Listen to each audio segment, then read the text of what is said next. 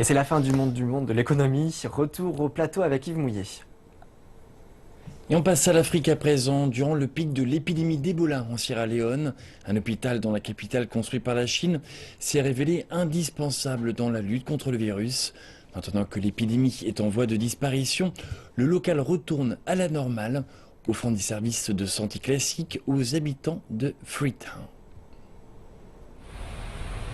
C'est un lundi ordinaire et une foule de patients a déjà commencé à faire la queue pour recevoir des soins. Ils attendent le docteur Kanou, le directeur de l'hôpital qui a étudié en Chine pendant près de 10 ans.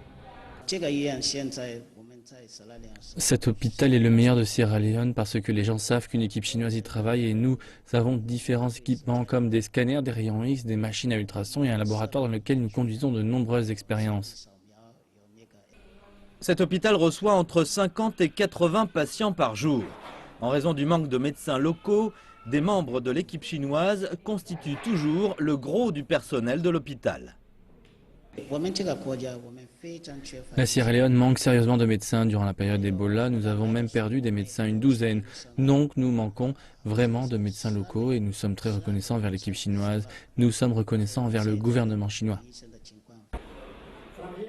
Le docteur Tran Rao est le chef de la 17e équipe médicale chinoise en Sierra Leone. Depuis leur arrivée en avril dernier, lui et ses collègues ont eu pour tâche de reprendre les rênes de l'hôpital pour assumer les fonctions journalières de diagnostic et de traitement. D'abord, il faut être bon dans tout ce qui est médecine de base pour que les gens en bénéficient directement. Ensuite, il faut renforcer notre vision et introduire les bonnes techniques de la médecine chinoise en les intégrant à l'environnement de la Sierra Leone petit à petit. En raison de la qualité des traitements et des services, l'hôpital a attiré des patients de Sierra Leone et même au-delà. Mon ami a eu des problèmes, il a eu un accident de bateau. Maintenant, nous sommes à l'hôpital, il y a de bons médecins. Maintenant, il peut marcher et il va mieux.